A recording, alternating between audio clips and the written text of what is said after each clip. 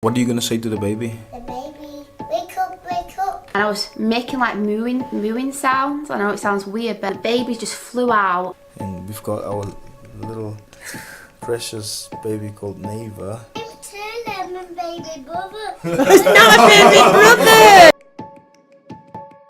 Hi, welcome back to my channel, and if this is your first time here, then welcome. Today we're going to be talking about our home birth with our second child.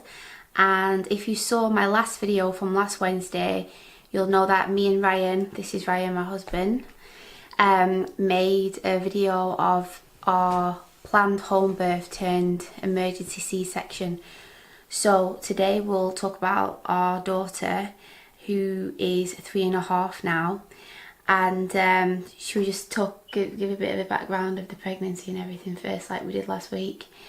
Before we get started, we just want to put it out there that we just simply telling our story, just like in the video before. We're not here to offend anyone in terms of making them feel uncomfortable if they can't breastfeed, or if they don't want to breastfeed, or if they don't want a natural birth. We're not against any whatever people want to do.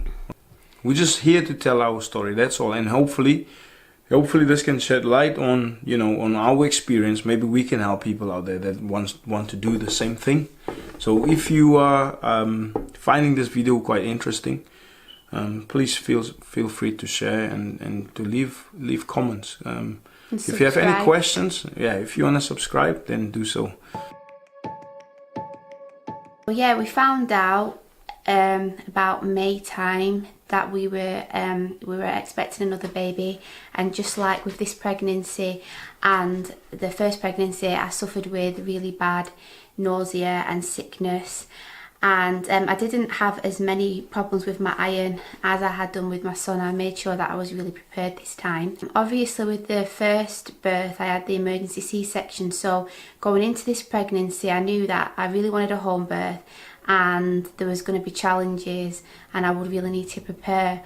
So what we did, as soon as we found out, we made an appointment with the midwife, and then she said that we'd need to go to the hospital and have an appointment with a consultant. First we would have an appointment with the head of midwifery or something like that, or consultant midwife.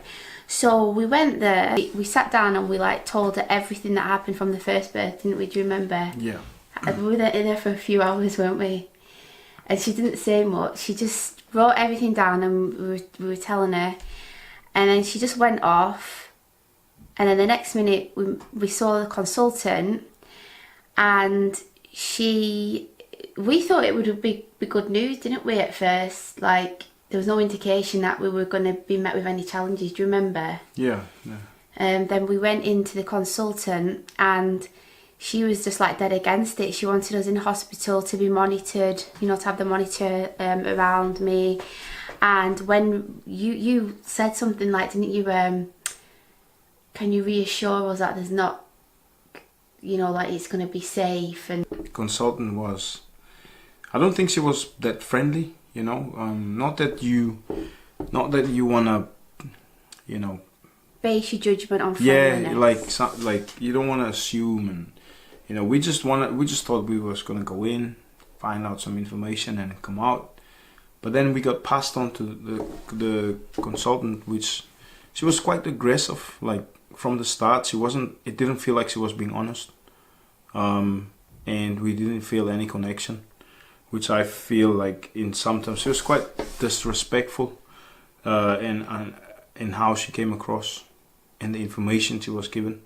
It was kind of it made me feel like you have to do this. But there's no other, there's no other option. She said something like, "What are you gonna do?" She asked me first. Yeah, it wasn't you that was funny. She said, "What are you gonna do? Are you gonna be able to reassure me that the baby's not gonna spill out into the abdominal wall and suffocate and you tear and stuff like that?" I'm like, what? It was obviously the risks, but in the context that she was using it was fear mongering. Yeah, you can't you can't really come out with comments like that if you think about it. Yeah, and not in a as a professional, you know?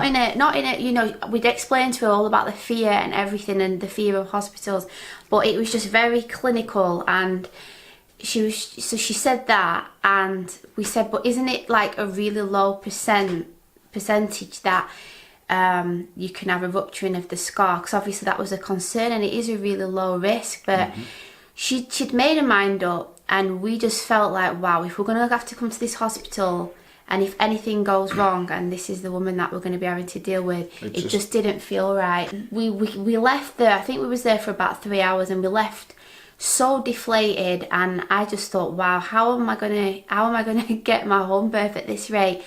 But what we hadn't thought about was where we're living is there's a hospital. There's that hospital 15 minutes away and another one 15 minutes away, so we could choose. So we decided to transfer over to the other hospital, and we didn't know anything about this other hospital. And obviously we'd given birth to Caleb in Birmingham, and we wasn't living there anymore. So we made an appointment, and in that time I tried to get my records from Birmingham to see exactly what went on, to try to help me to get over the fear.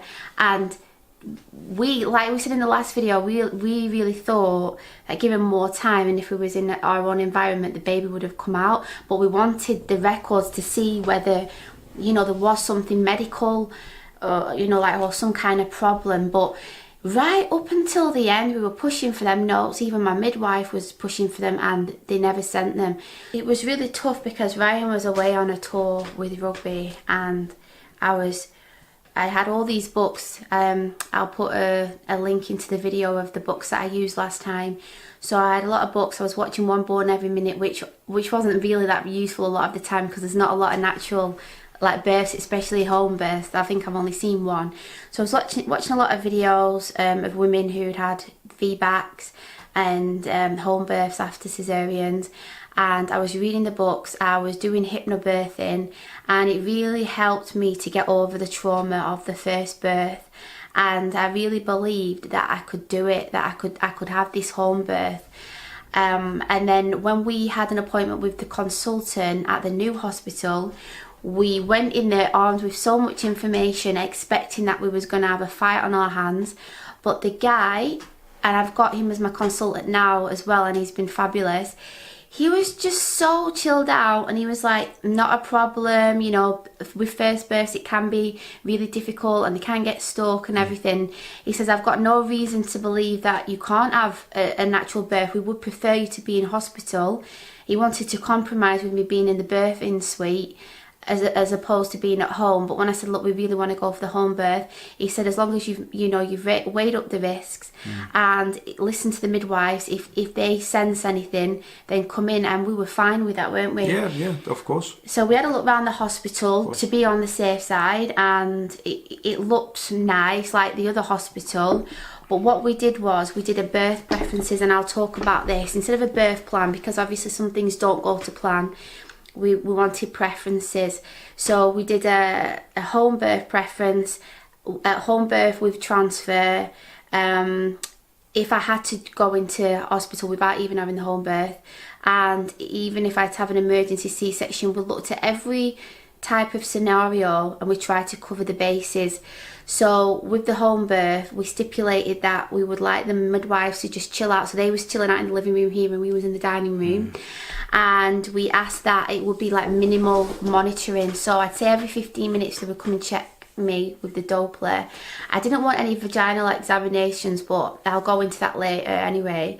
And then I didn't want to have the injection for the placenta to come out after, because I'd read studies where it can affect breastfeeding, and I just felt like if there wasn't a major amount of blood loss, I would just rather get the placenta out naturally. And then I packed a bag just in case of an emergency, and I'll probably make a video of that. So important, that. Yeah, I'll probably make a video of that. What type of things did you pack in your bag, if I may ask?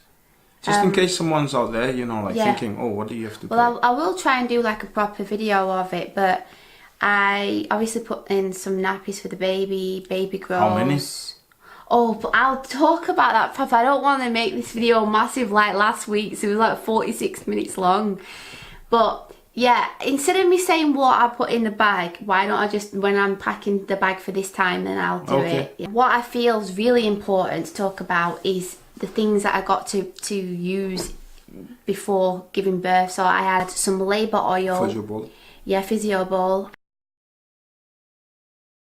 I got some labour oil, which is on Amazon for sale, and I bought another one for this time, so I'll show you that in one of my next videos. And I bought the essential oil clary sage, which, oh, it was amazing. And I had my TENS machine. If I may ask, why was it amazing? What was so good about it? I don't want to jump ahead, but honestly, when I smelled it for the first time, this was after 37 weeks, because obviously these essential oils can be really strong at bringing on labour. I am not joking, I sniffed it and it brought on the contractions. I'd heard What's it called again? Clary sage. Clary sage. I'd heard someone say it's like it naturally opens up the, you know, like gets your contractions stronger and opens you up, and it's like a natural. That only helps for that specific. I think it helps for other things as well, but I'll make a video on them, because obviously I'm not an expert in these things. I've done research, but it really helped me. I'll move swiftly along. Pregnancy, everything was fine. Right. Using the ball a lot, and to make sure that the baby was getting in the right position. I was always rolling my hips, like, you know, like in a hula hoop motion when I'd be cooking, to help the baby get in the right position. So there was no problems or anything with the pregnancy. They said I could have the home birth, felt supported all the way along. And then they brought a bag around about a week before, and I didn't have a look in it, but they said these are all the things that we need for the home birth, so we just left that in the hallway. And they said when your contractions are like 3 to 5 minutes, give us a call, and then we'll send 2 midwives out. But they can't. What were their names again? They had the same names. Yeah, Julie. Julie and Julie. They couldn't. There you go. They can't obviously guarantee that there's going to be people on, but they have, like, you know, be able to come out. But they do have an obligation to send midwives. Right. So that made me a bit apprehensive. But thankfully, what happened was, I'd been ill that week. I had the flu, and on the Tuesday I was getting a lot stronger Braxton Hicks. The Wednesday, not Brexit, Braxton Hicks. That, what a rubbish joke! Oh my word! Saying, not Braxton. Oh, honestly. So Braxton Hicks, okay. So I was having them. Then on Wednesday the contractions started coming, but I was worried about it because I was really ill at that time, and I didn't think I'd be able to make it through the labour, so they kind of like slowed off, which was brilliant. But then the Thursday, all day, they was coming more regular, like every 10 minutes. Busy cooking. The time now is 6:20, Thursday, and she's been 22nd of January. And she's just been cooking and making, what's it called, the lemon drizzle cake. What's that? Lemon drizzle cake and a Sunday dinner. Making bread. Roast. Having contractions every 8 to 10 minutes. 8 to 10 minutes. And why are you doing this? Why are you moving around like that? To get the baby in the right spot, hopefully. It's bringing on more contractions, so yeah, so I've been keeping myself busy, so I don't know whether the baby's going to come today or not, but I've been getting contractions on and off since about 2:30 this morning. And went that's out for a walk. Right. What time did you went out for a walk? About 12:30, no, about 11:10, and then that made them come every 10 minutes. Then they stopped, and then now they started coming more again, so. And do you feel that it's kind of like the same when you had Caleb? When Caleb was close to before we went to the hospital, or would you say it's different? More intense. It's more intense. More like when I was in hospital. But you're quite calm, and you wouldn't even. I wouldn't say that you were actually in labor if you actually were in labor.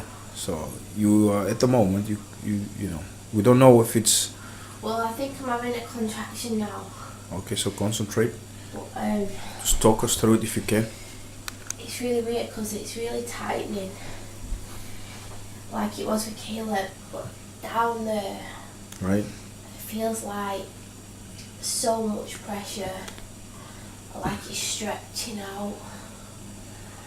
But Wow. I'm trying not to predict what it's going to feel like because I've set my mind on that Right. it's not going to be painful. So I don't know whether it's going to get worse or whether it's going to stay nice like this or whatever. It's manageable now. So we'll just have to see later. Okay. Tell us, what are you gonna say? I'm gonna say To baby, what are you gonna say to the baby if the baby ever come? the baby comes 4 weeks. No. If mommy have the baby tonight, Yeah. what are you gonna say to the baby? The baby, wake up, wake up. Wake up. Do you wanna wake the baby up? Yeah. Why do you wanna do that? I like to wake baby up. What are you gonna say to him? A boy. You say it's a boy. Okay. And then in the evening, I had a show. So like the mucus plug was starting to come away. And then it kept me awake in the night a little bit, and then it stopped. And then Friday morning there was nothing. Then Friday afternoon about 1 o'clock they started again, and Ryan was at work. Now they was coming like every 5 to 7 minutes, and by about 4 o'clock they was really demanding a lot more of my attention, and I realised that this was a real thing. And I was making like mooing sounds. I know it sounds weird, but the books that I've been reading, it says that when you make them sounds and you have that kind of vibration, it's supposed to like open you up.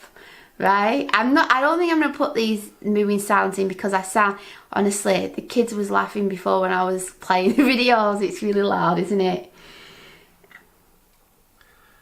Don't embarrass me. I'm only joking. So yeah, so it was getting stronger and stronger. I got my TENS machine on, and then I rang Ryan and I said, "Are you on your way home? Because I feel like I'm in labour." So he was just taking his time. He was going to go and get my snacks and everything.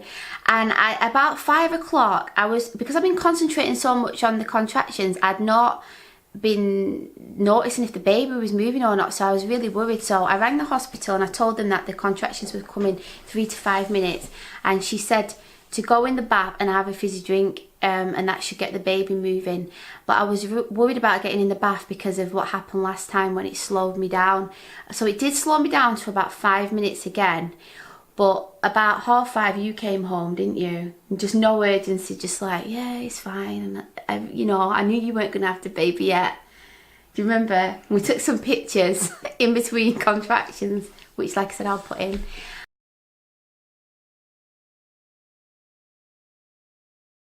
And then the midwives came about 15 minutes later, one of them, and then the other one came later.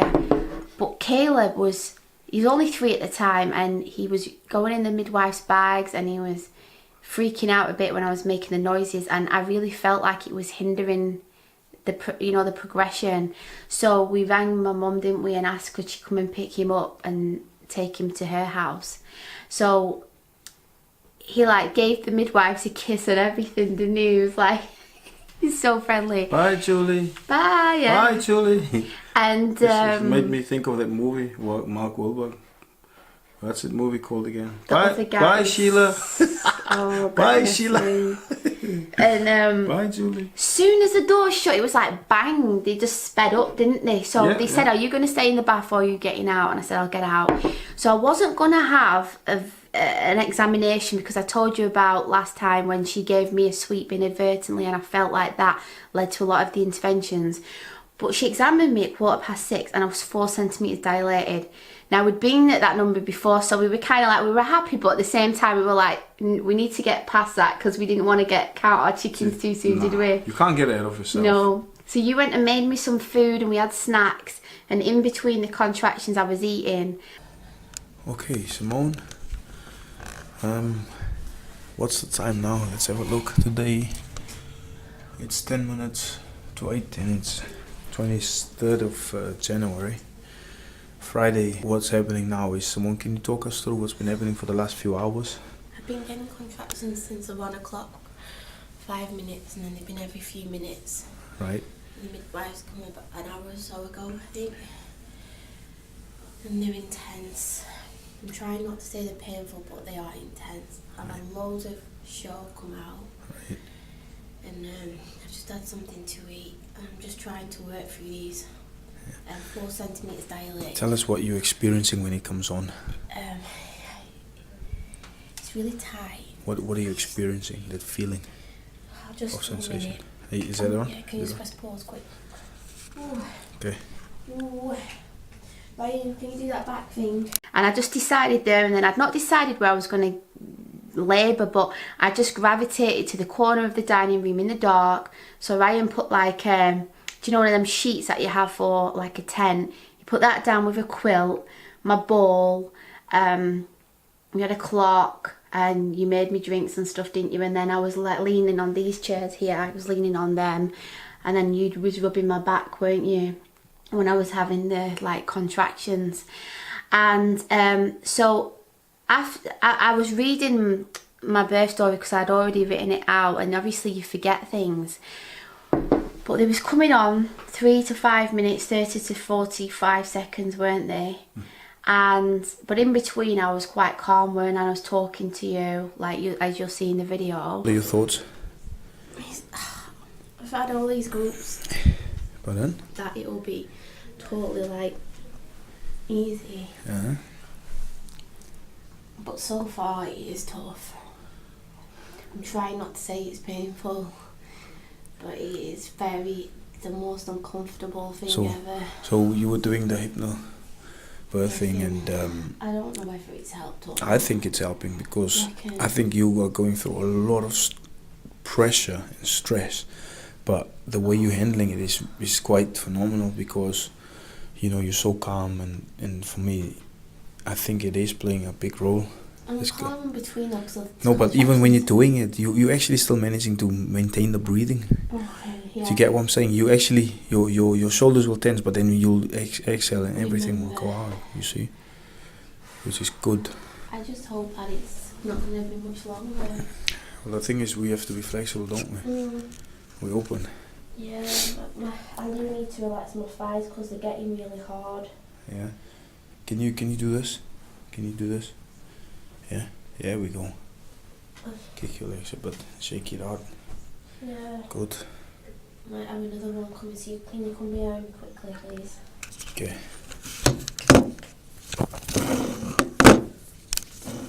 Quickly, Ryan.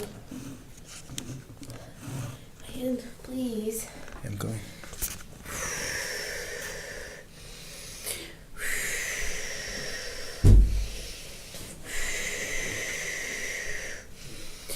Ooh. Ooh.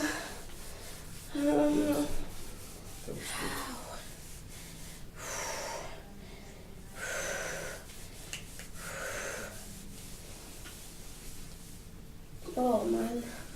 Oh man. Okay. Oh no. Yeah. So, how was that then? Hey? So I think that if I don't scream, if I just moan, it helps to channel, you know, down there a bit, get some energy out. I think what we need to do is, I know you're the one going through it physically, right? But when we breathe as one, like you said, right? And when you exhale, you've got to just let it happen. Do you get what I'm saying? Yeah. Okay. Just let it happen, all right? Try to let go. There we go. Don't tense up. All right. Right. Have you been timing? No, I can't. What do you reckon it's been like? I don't know. They feel close together to me, but Yeah, if you do that, remember, look, it's quite relaxing that as well. shut that door a bit if you don't mind, cause it. But by about, was it about 8-9 o'clock, they suggested that I go in the bathroom and sit on the toilet because she said it'll help. Oh. Good. Oh. Very good, very good. Awesome. Oh. I don't want to wait, it won't come out. and I was in there for about an hour. Yeah, I think about 9. The thing is, we were, because of what happened last time, I was just like, I thought we were going to be there for a full day, to be honest. I'm just having a look here to see what it says.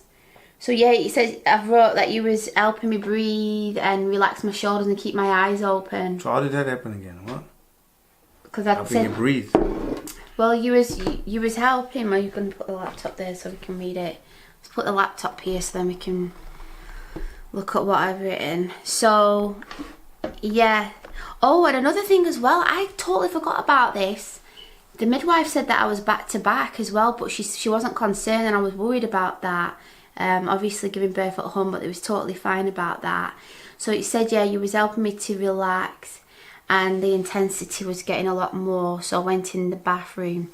And then obviously I didn't know that I was in the transitional stage, and I've read a lot about that, and I've seen it like on One Born every minute, where the women are quite calm, then the next minute they're screaming, I can't do it, I want the epidural, like, get it out.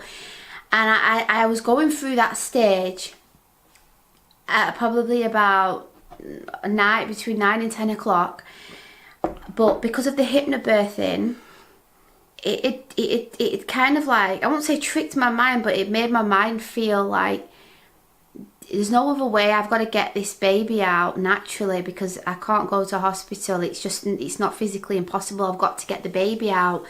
So I was just trying to let my body do what it was made to do. And I knew that fear led to tension, and tension led to pain. So I was just trying to stay relaxed every time, making the noises, using the TENS machine. But after a couple of hours, it started to irritate me, the TENS machine, so I turned that off. And then what happened was, after I was in the bathroom and I was feeling a lot of pressure down there, and I was obviously having a lot more mucus plug come out, the midwife at about 10:15 said, do you want me to examine you again? So she examined me, and we were shocked, weren't we, when she said 9 centimetres. It didn't. it was surreal, because, you know, I've had my mindset on, I don't know, 24 hours, because, you know, of what happened before, and to hear that she's 9 centimeters, like, what does that mean? Because we didn't, we thought, oh, it'll still be hours after that. So he's about to set the laptop up to, like we said last time, to put a movie on. And then do you know what's funny? All this time I'd been researching, watching videos and reading books, and Ryan, like, to me, it looked like he wasn't doing anything right. You should show that book, actually, the techniques. And yeah, it's just there, the book, actually. You can tell them what you did. I was shocked. I was shocked that he'd not looked at this book. This book is amazing. I talked about it in one of my other videos, but I don't know. How did you know to do it right? You can tell them what you did, but how did you know to do it at that specific time? Because I think I just needed to get from 9 to 10 centimeters, and it happened within an hour. But I really think that what he did helped, but I don't know how, because you've not even done no research. What I've seen was when the contractions come on, she was leaning over the chair, kind of like I could see her weight was dropping onto the chair, and I was like, you know, when it's contracting, I thought, it just came to me, I thought, she's crunching, and I thought, nah, maybe if she could kind of like hang on something and just let the weight drop, you know, like gravity, just let the weight drop instead of crunching. So I thought, you know what, I'll stand behind you, throw your arms over my arms while I'm standing like that with your arms over mine, and just let it, you know, let your weight drop, let your lower body just hang, you know, and see what happens. And every time the contractions came, that's what happened, you know, and it worked. It actually worked. So I could actually feel the energy and the tension when the contractions was about to happen. Like while I was holding her, I could feel it as well come on. So I could feel her breathing. So I was kind of like breathing with her, the same time, so that really helped as well. And then a few years after, come across this book. Well, I had it at the time, but you'd not read any of it. Oh, you had it at the time. Yeah. I'm like, even I've only seen it recently. Yeah, because he was lending it to a friend, and I was like, whoa, have you seen these positions? That these are drawings from like the 19th century of traditional, you know, like indigenous people, like some of the methods that they used. And it said, like, to be in an upright position like what he did with me, it said better use of gravity, maximum circulation for mother and baby, better alignment of the baby to pass through the pelvis and stronger rushes, and increased pelvic diameter. And I really believe that's true, because I'm not joking, it really helped. It was like I was bearing down. When it came, I would just kind of like fall back into Ryan and just suspend myself on his arms, and then my legs were kind of like dangling, because your thighs can get really hard as well, you know, from when you're standing there a lot. And it was just great to just have I just felt really natural. And what happened, I must have been making some type of noise, because the midwives came rushing in and said, oh, do you want to give birth like that, or do you not think it'd be better if you get on your ball on all fours? So we did that, and that was at I'm just having a look now at the time, so the examined me at 10:15, and then at 10:50 is when I got down on the floor. Now, another thing that I'd read, which I really wanted to experience, and I'm so glad I did, was, do you know, like when you're watching One Born Every Minute, all these programs, and the midwives are saying like push, push, push. I'd read that if the oxytocin's flowing and you're chilled out and you're letting your body do what it wants to do, you won't need to push. It will kind of expel the baby out. It'll do it by itself. Basically. Yeah. Because the muscles, they're like, when it's contract. Now imagine the muscles keep doing that, pushing the baby down. But if you pushing, you actually putting a lot of tension on it as well. And then you've got more chance of tearing as well. So what you need to do is just let the body do what it's supposed to do. It sounds weird, doesn't it? Thinking about that if any women have experienced this, please comment below, because I've only read about it. But what happened was, I was on my hands and knees, and I'm not joking, it was like all that uncomfortable contractions, and it getting worse and worse, and then you're thinking, wow, how long is this going to go for? Then all of a sudden it's like changes, and I was on my hands and knees, and it was like I had a nice break for a few minutes. Then all of a sudden it was just like a wave, and then it just felt like, I said, I didn't push, it just was pushing the baby out. So with the first, so yeah, it's called involuntary pushing. So with the first one, it came, and then it went, and then I could relax. The second one, I could, it's weird, I could not hear it, but it was like you sound like if you're in water, and then you bang on the bath, and then you hear something if your head's under the water. It was like that, and the midwife said your waters have just gone. The third one, it was nothing. That was being in tune with the body as well. So the fourth one, the baby's head started coming out, and she said, do you want to feel? And I was freaking out. I wasn't saying I was freaking out, but I touched it, but I was just like, I just want to get it out now. You just let me get on with it. Fifth one, head came out. The sixth one, the baby came out at 10:06. So it was 16 minutes of pushing, but I wasn't pushing, it just involuntary came out. And I'm not joking, when the baby came out, I can remember it now. All of that hard work, it was like, the feelings of all the contractions totally gone, the baby just flew out, and it was like the best, like, ecstatic feeling that I could ever imagine. It was like all my senses were switched on, and I was just buzzing. I felt like on the pictures you can see a bit of me, like my eye makeup, I should have wiped it off really, but I had like mascara and but I was just like so happy.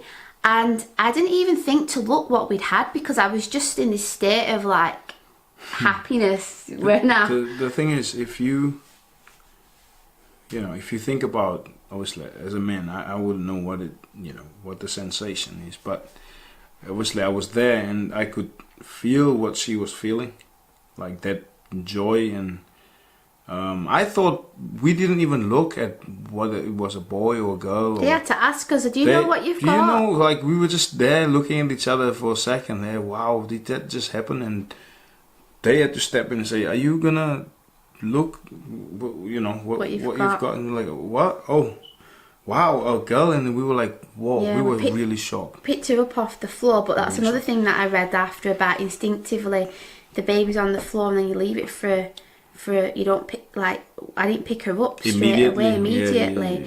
But they said that it's, I think, like the blood going down from the cord, apparently that's supposed to be like a benefit. You can take your time with it. I picked her up, put her on my chest. She was so calm and chilled out. And she was very compact. She was so like, compact and thinking, not really long, like Caleb. She was very. She was 7 pounds. 7 pound. Yeah. Yeah, 7 pound 1.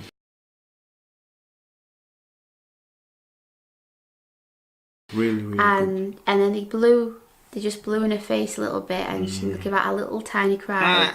And then she just was chilled out. And then we waited for the cord to stop pulsating, and it changed like colour.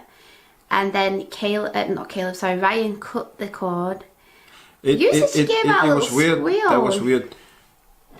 I could feel that I'm cutting through like flesh, like that sounds horrible, flesh. No, but that's what it felt like. When you could feel it was the sound and the cut. And then when I did that, she just went she just made a noise. Now whether that was because of that, but that was just a very surreal. So the battery just went, not the battery, the memory, so we'll have to like really speed it up. So you held the baby and the placenta wasn't coming out, so she suggested that I go to the toilet, and I had like scissors in between my legs, sat on the toilet waiting for this placenta to come, and it wasn't coming. Went and sat back down, give it another like a little push, and it came out within 20 minutes. And then we saved that and put it in the freezer. But it feels like in sometimes, not all the time, but sometimes in hospitals you don't have that time to wait for 20 minutes and stuff like that. Well, they don't always allow you, obviously, and depending if it's an emergency or what. I mean, some people obviously they have the lotus birth where they keep it attached, don't they? But so then after that, one of the midwives went. The other midwife. Oh no, actually, sorry. They checked me to make sure that I was all right and I had a graze. So they offered, did I want stitches? And I said no, if it'll just heal on its own. So it did. It was very sore for about a week. It was very, very painful, but it healed. And then, so one midwife went, one stayed and did all the notes. We had a really nice chat with her. And I had a shower, and you looked after the baby. And then Ryan, it was so nice. He just took care of everything in the dining room, tidied up, and it was just like an hour later, it was like nothing had even happened. I'm just sat there on the sofa, as you'll see in the video. What time was it? 4 o'clock, 3 o'clock? No, it was earlier than that. I had a look, and it was like 12:30 when I was on the sofa. I'm thinking about the time I went to bed. Oh yeah, we only went to bed late.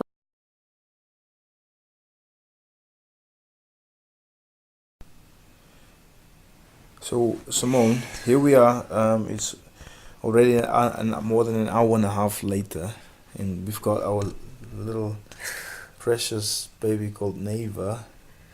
What are your thoughts? It's weird. It's so weird.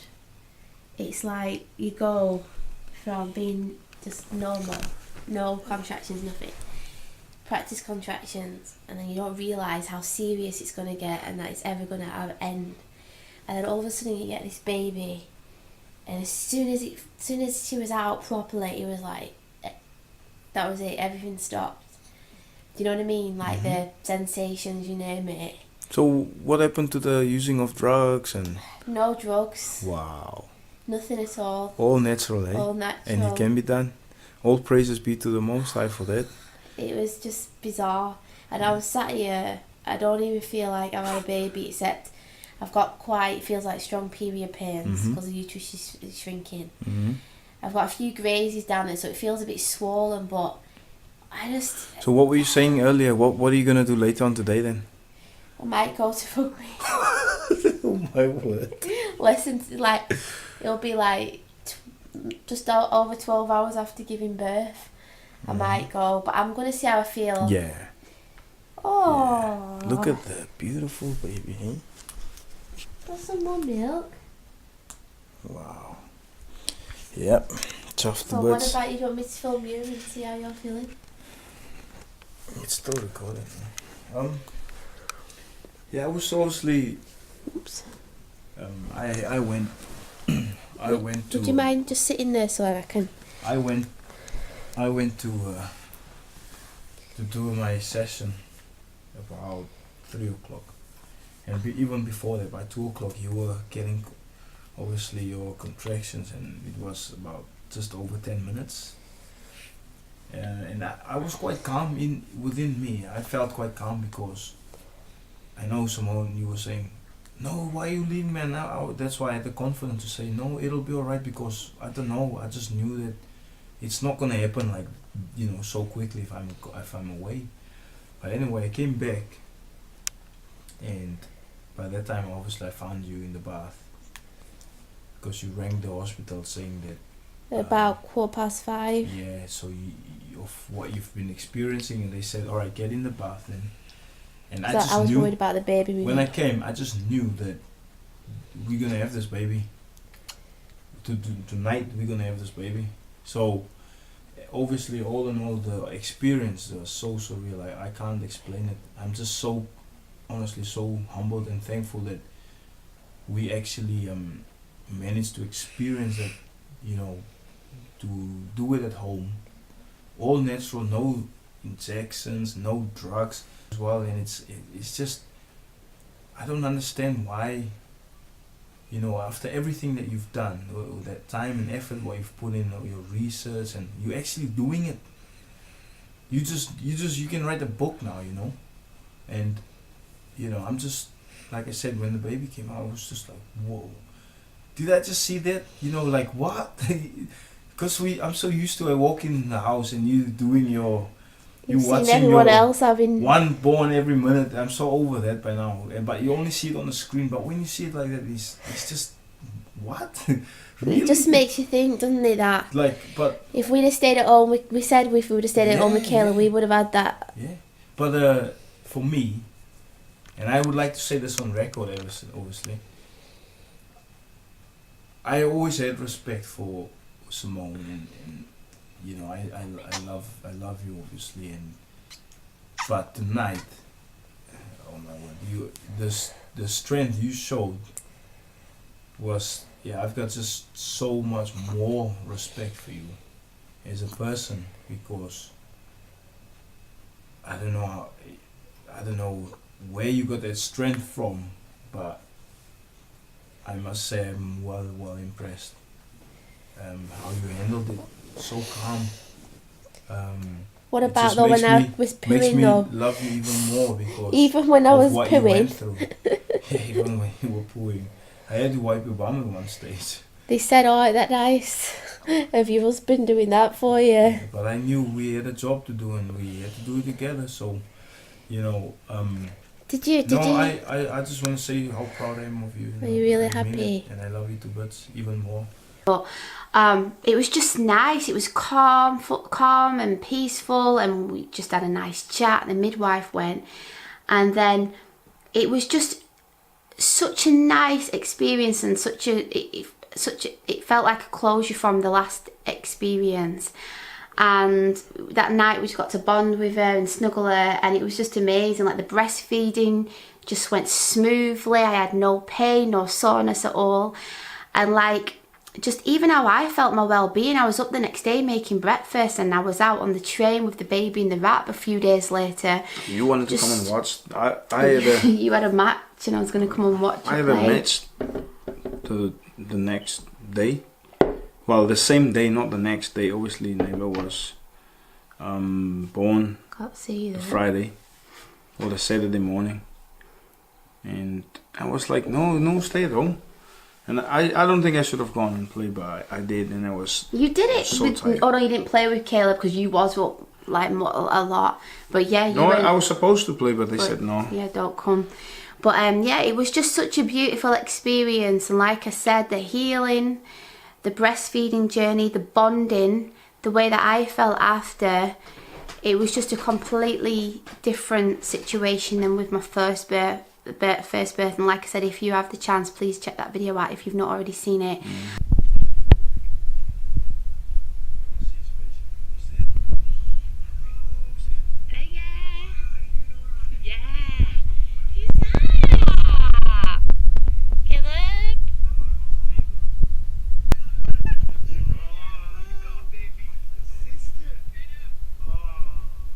Hold here, Caleb. Hold here. Hold the neck. Oh, Joshua! Oh, Josh! Do you want to just get it? Yeah. Fine. I brought the breakfast in. That's my baby. Oh. My baby. Look with his head. Cheese, Uncle Michael. Cheese. Let's get you more things, sorry. Turn my baby brother. It's not a baby brother! No, Caleb, it's baby sister Neva, remember? Neighbor. Tell them. Neighbor. What's her Oh, she's name? pretty. Neighbor. Neighbor. Oh, she's very peaceful, isn't she? Yeah, she's, Yeah. And I really hope that going forward, I mean, I've got approximately 9-10 weeks left of this pregnancy. I'm really hoping that we can have a similar experience and it be even better this time. But we'll keep you posted on that one. But we really hope that you liked this video. And if you have any questions or any comments, then please leave them below. You want to say anything? No, it's been emotional. No, it's been. Don't it's worry, been this will good. be the last time that he'll be on. Unless you want to see him again, then leave a comment. Okay. Otherwise, I won't be having him in on any more videos. Okay. Well. Well, you might be with the next. Thanks for watching, and I'll see you next time. Bye. Bye.